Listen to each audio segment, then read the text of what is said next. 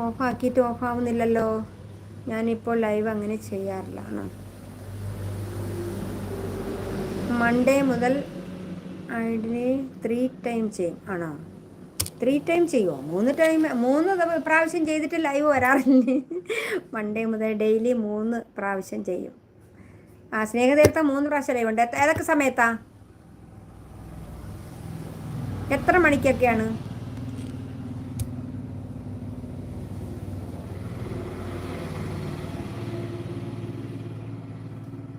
Praveen, ഉണ്ണിച്ചേച്ചി super.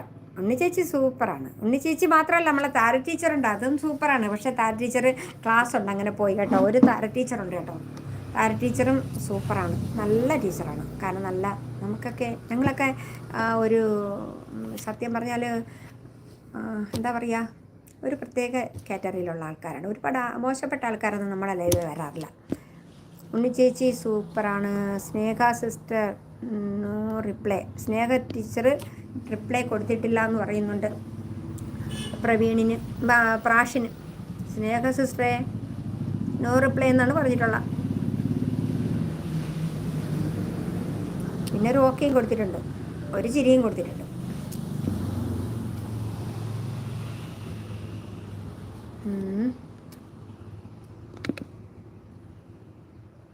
അയ്യോ എൻ്റെ ദൈവം.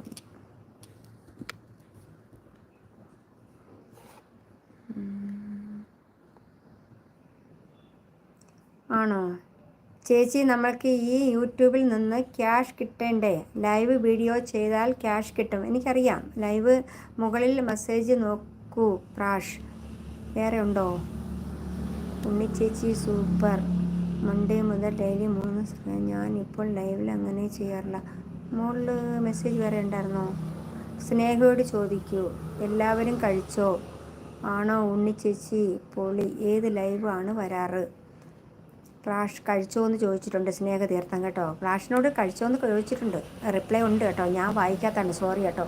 പ്രാഷ് ചോദിച്ചിട്ടുണ്ടേ. പ്രാഷേ, സ്നേഹതീർത്ഥം ചോദിച്ചിട്ടുണ്ട്, കഴിച്ചോ എന്ന് ചോദിച്ചിട്ടുണ്ട് കേട്ടോ.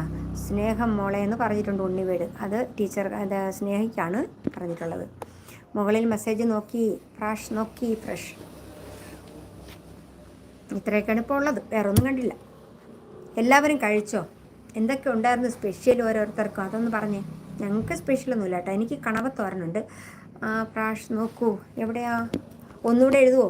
അപ്പം പിന്നെ ഇനി ഞാൻ മുകളിലോട്ട് കയറണ്ടല്ലോ. ഇനി ഏണിയൊക്കെ എടുത്ത് വെച്ച് മുകളിൽ കയറുന്ന നേരം ഇതൊന്ന് ടൈപ്പ് ചെയ്താൽ പോലെ ഞാനിപ്പം വായിച്ചോളാം.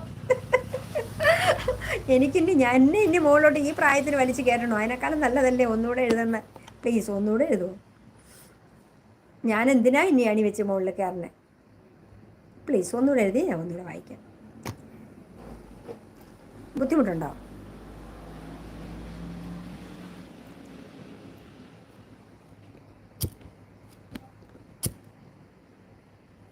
ഒന്നുകൂടെ എഴുതിയേ.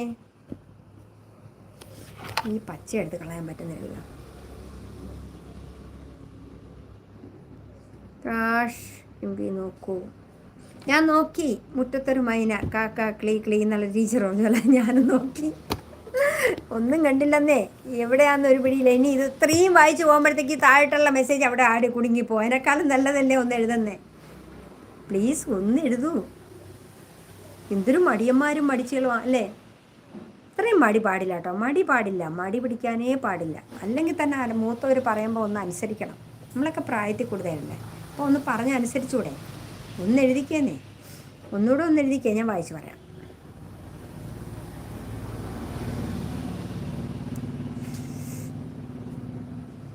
Hello hello.